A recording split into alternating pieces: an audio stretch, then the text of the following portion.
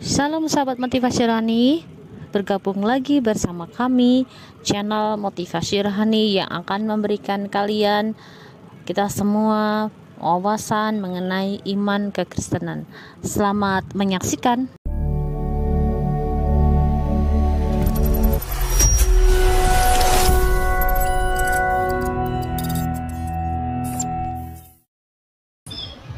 Halo Nara. Iya. Iya, muslimah. Sebentar bang, saya aktifkan Kamera. ya. Ya, muslimah Nara. Iya, muslimah bang. Muslimah. Ya, gimana Nara? Iya bang, ini saya kan baru ngikutin abang, tapi semenjak saya ngikutin abang ini saya banyak ingin belajar tentang agama. Dan saya mulai ngikutin abang, saya banyak lihat perdebatan abang dengan Bang Suma dan Ustadz yang lain gitu loh bang. Ya. Terus saya juga awam abang Adis masalah agama, cuma saya itu ada sedikit pertanyaan buat abang. Apa itu? Mohon diajarin. Cuma saya ada tulis sedikit tentang saya itu penasaran masalah Nabi Muhammad.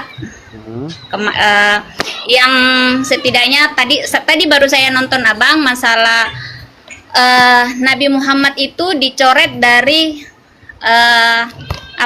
selembar buku ya, apa kan namanya kayak gitu, waktu diserahkan pada saat waktu selesai perang atau apa. Jadi dicoret namanya Nabi Muhammad itu, kenapa itu abang? Terus digantikan. Coba lanjutin. Saya tadi baru nonton film Nabi Muhammad. Karena kenapa saya nonton? Karena saya ada mendengar abang berargumen sama Ustadz Suma, siapa ya, Ustadz Suma ya, masalah Nabi Muhammad dicoret dan digantikan bin Abdullah. Muhammad bin Abdullah. Terus setelah dicoret itu Nabi Muhammad mengirimkan lagi berita kalau umpamanya Nabi Muhammad menyampaikan kalau Nabi Muhammad itu penguasa dunia. Oke, pertanyaannya? Iya, itu yang saya tanyakan, kenapa Nabi Muhammad dicoret dan digantikan Muhammad bin Abdullah abang. Terus karena saya mendengar dari Bang Suma katanya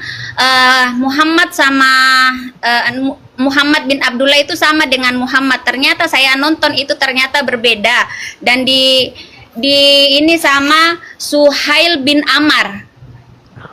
Itu kenyataan dari Suhail bin Amar.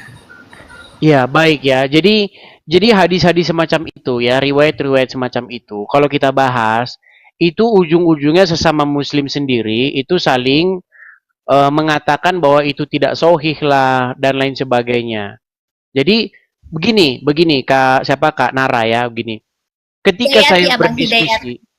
saya berdiskusi dengan umat Islam, membahas riwayat-riwayat yang seperti itu, Muhammad bin Abdullah dengan Muhammad dan lain sebagainya, masalah kirim surat menyurat, itu sesama muslim sendiri itu mereka berdebat dan mengatakan riwayat-riwayat demikian itu dikatakan palsu dan lain sebagainya.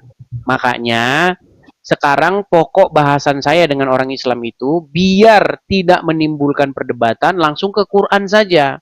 Karena apa? Karena kalau kita merujuk kepada hadis, orang-orang Islam sendiri banyak memalsu-malsukan hadis sekarang. Iya, walaupun sudah tertulis di dalam Sahih Bukhari, tertulis di dalam Sahih Muslim, orang Muslim yang malsu-malsuin.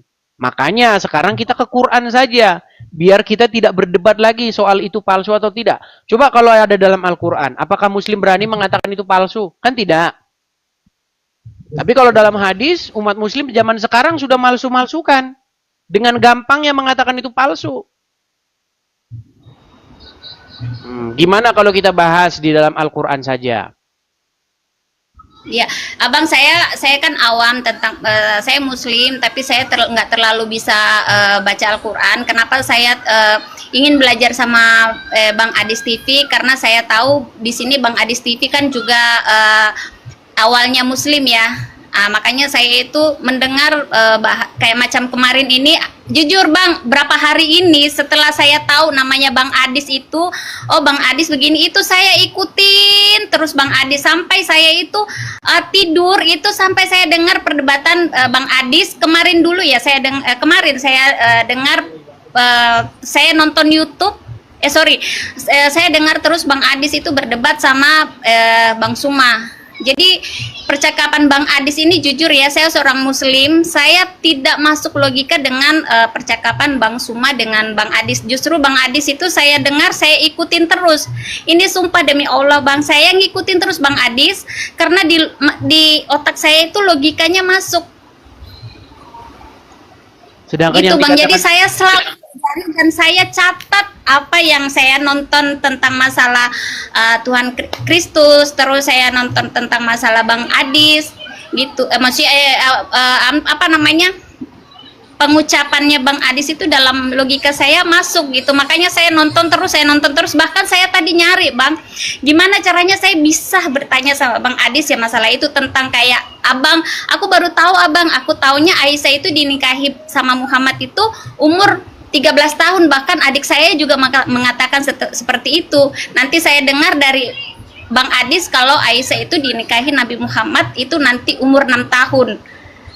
Dan di situ saya, loh kok seperti ini gitu. Makanya saya di sini saya cari terus sampai saya nonton tadi masalah tentang film Nabi Muhammad, dan tapi sebelumnya saya nonton film Tuhan Yesus kayak gitu Bang. Ya. Di logika saya, menurut saya orang Muslim, saya banyak logikanya masuk dengan Bang Adis. Nonton saya sampai diketawain sama bapaknya anak-anak. Kok kamu ngikutin itu terus? Iya, malah justru menurut Ya, Kak Nara justru argumen-argumennya Juma yang tidak masuk akal. Tidak masuk akal.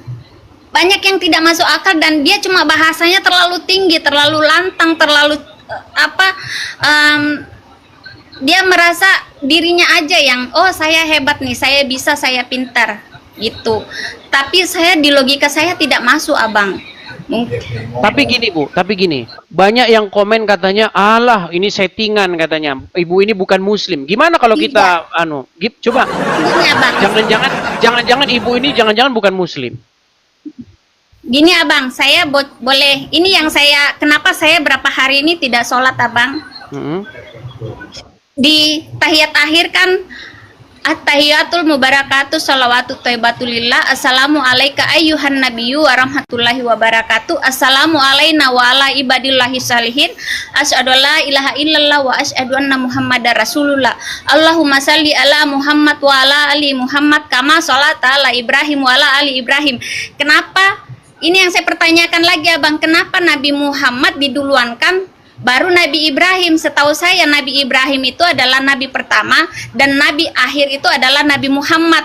Kenapa setiap kita sholat kita mendoakan, saya di situ baca artinya, kenapa kita sholat itu membaca seakan-akan kita itu mendoakan Nabi Muhammad terus melebihi dari Nabi Ibrahim. Oke. Itu yang saya mau tanyakan. Iya. Padahal kalau kita baca dalam Al-Quran, tidak ada dibeda-bedakan Nabi itu, ya kan? Tapi kelakuan umat Muslim terhadap Muhammad itu sudah sangat berlebih-lebihan, begitu. Di dalam riwayat-riwayat dikatakan sangat menyanjung Nabi Muhammad. Maksudnya saya itu saya mau tanyakan itu Abang Adis itu kenapa itu Abang Adis? Iya, karena memang pada prakteknya begini. Di dalam perkembangan zaman, ya, sekarang itu banyak orang-orang yang mengaku-ngaku keturunan Muhammad, yang menggelari diri mereka sebagai Habib-Habib. Nah, Habib-Habib ini, mereka sangat menggembar-gemborkan betapa mulianya Muhammad. Sehingga umat Muslim akan digiring sedemikian rupa untuk mengkultuskan dia dan keturunannya. Nah, apa keuntungan bagi mereka? cuan, fulus. Ketika keturunan-keturunan Muhammad dalam tanda kutip yang mengaku-ngaku keturunan Muhammad ini, mereka gembor-gemborkan, turunan Nabi itu mulia. Bahkan dikatakan, kalau ada ulama yang sudah gila, dia bisa dikatakan mantan jadi orang gila, dia tidak bisa disebut lagi sebagai ulama. Tapi kalau ada turunan Nabi gila, dia statusnya masih turunan Nabi, masih Habib, katanya. Dan mereka sangat dimuliakan. Ketika mereka sangat dimuliakan, mereka mendapatkan uang yang banyak. Contoh, bekas tisunya, ya kan? Nih, bekas tisu lap turunan Nabi. Wah, umat muslim rebutan. Cium-cium kakinya, bekas minumnya, banyak sekali. Lihat aja, bagaimana orang-orang Islam sangat mengkultuskan keturunan Nabi, keturunan Muhammad. Nah, padahal di dalam Al-Quran ada ayat yang mengatakan, Makana Muhammadin aba ahadim mirjalikum. Bukanlah Muhammad itu bapak dari salah seorang laki-laki di antara kalian. Muhammad itu bukan bapak dari seorang laki-laki di antara kalian. Tapi sekarang banyak orang ngaku-ngaku turunan Muhammad. Ketika mereka mengaku keturunan Muhammad, orang-orang Islam di negeri kita ini sangat-sangat menjanjung, memuliakan mereka. Ya kan? Sehingga mereka dapat uang yang banyak dari situ. Seperti itu. Makanya ada semacam pengkultusan. Muhammad tuh harus dikultuskan. Seperti itu. Riwayat-riwayat mereka mengatakan tuh kencingnya Muhammad diminum, darahnya diminum. Ya, sudah pernah dengar? Sudah pernah dengar kan? Baru dengar, makanya saya itu juga baca kemarin Abang. Terus saya juga ini ada lagi saya pertanyakan ini Abang. Kemarin saya ada nonton juga Abang berdebat sama siapa yang di Malaysia itu ya Bang ya, yang perempuan yang bercadar itu. Abang bilang enggak boleh kesini, enggak boleh. Kenapa itu kan yang ibu Malaysia yang bercadar itu Abang? Ya, itu saya lihat perempuan itu seharusnya tidak diharuskan untuk berhijab, menutupi kepala itu karena tadinya itu Nabi Muhammad istri para nabi itu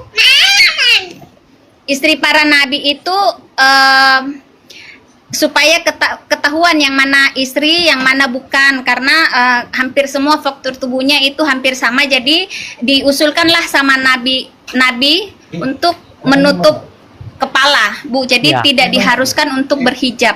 Betul, betul. Jadi sebenarnya begini, hijab itu sudah salah dipahami oleh orang-orang Islam zaman sekarang. Dan itu kuat dugaan saya, itu adalah sebuah politik. Ya, mereka ingin mengukur sejauh mana kekuatan kaum muslimin. Makanya mereka tandai dengan pakaian seperti itu. Siapa yang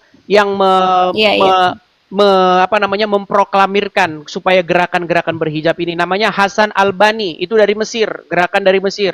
Sebelumnya nggak ada orang Islam berhijab. Apalagi mungkin Ibu Nora kan kelahiran yang lama kan, mungkin kita nggak tahu, mungkin Anda lebih tua atau apa. Dulu zaman-zaman saya sekolah nggak ada perempuan Islam pakai jilbab, nggak ada. Lihat foto-fotonya zaman dulu, nggak ada perempuan-perempuan pakai jilbab. Itu perempuan-perempuan pakai jilbab itu baru sekarang saja. Dan itu, gerakan itu pertama kali dipelopori oleh seseorang yang bernama Hasan Albani dari Mesir. Nah, dulu nggak ada. Nah, adapun zaman dulu, itu Umar sering melihat istri-istri Muhammad tuh buang air, BAB, buang air besar. Nah, karena mereka ingin membedakan mana budak, mana bukan budak, maka disuruhlah pakai yang namanya penutup itu, hijab. Itu idenya Umar.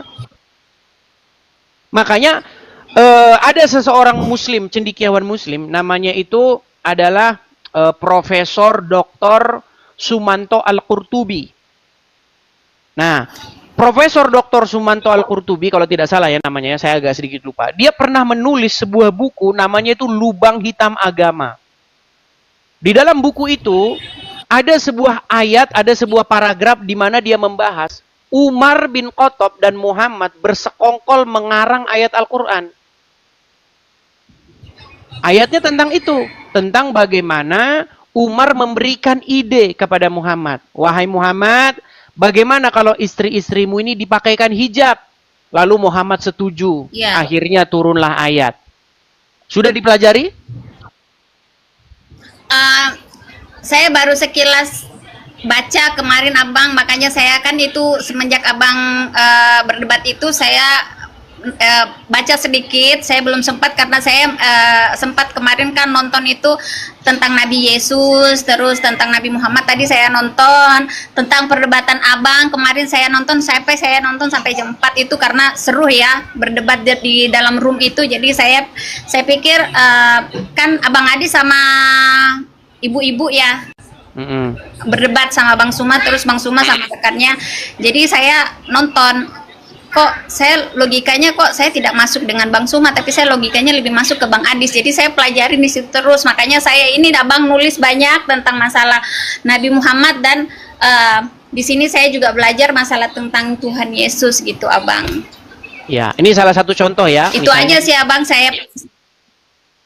Oke, ini sebelum Bu Nara turun ya, saya tunjukkan ayatnya ya. Ini bagaimana Umar di sini ya sebagai pencetus ide tentang ayat hijab itu. Nih ya, ini tertulis di dalam Sahih Bukhari 577 1. Ya, apa dikatakan di sini?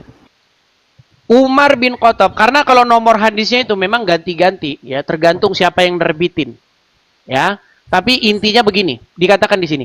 Umar bin Khattab pernah berkata kepada Nabi Shallallahu Alaihi Wasallam, tolong perintahkan para istri Anda untuk berhijab.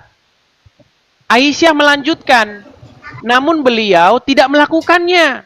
Sedangkan istri-istri Nabi Shallallahu Alaihi Wasallam juga biasa keluar pada malam hari ke tempat untuk buang hajat. Nah, maka istri beliau Saudah binti Zama'ah keluar. Ia adalah wanita yang berpostur tinggi. Lalu Umar bin Khattab melihatnya ketika ia berada di majelis. Katanya, "Hai Saudah, kami mengenalmu." Sesungguhnya Umar menegurnya hanya karena dia ingin semoga ayat hijab segera turun. Kata Aisyah, memang tidak lama kemudian Allah Azza wa Jalla menurunkan ayat hijab. Jadi ayat hijab ini permintaannya Umar bin Khattab. Umar bin Khattab ini. Makanya Umar itu pernah bilang, Umar bin Khattab pernah berkata ya, nih saya tunjukkan. Umar, nih ya, bentar ya. Itu Tuhannya Muhammad itu setuju, nih sebentar. Sabar ya. Sebentar.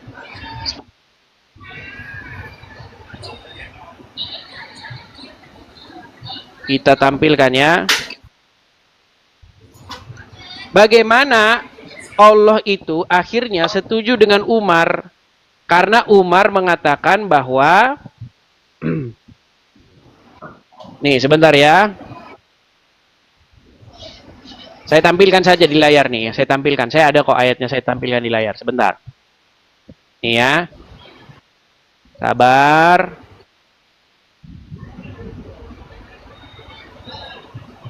Sebentar ya teman-teman ya. Kelihatan ini? Kelihatan? Kelihatan? Kurang gede Bang, kurang besar. Tuh, itu ada di dalam hadis riwayat Muslim nomor 4412 ya. Nih sebentar. Hadis riwayat Muslim sebentar. Biar saya ketikkan di sini. Hadis riwayat Muslim nomor 4412. Nih. Saya tampilkan ya hadisnya.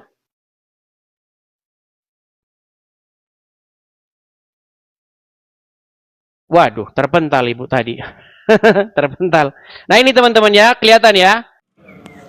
Oke, kita sudah mendengarkan dan menyimak video yang sudah ditayangkan. Jika ada respon ataupun tanggapan mengenai video yang sudah saya tampilkan, yang saya sudah berikan, silakan langsung aja komen di bawah ya. Kiranya Tuhan Yesus memberkati kita semua. Bye bye.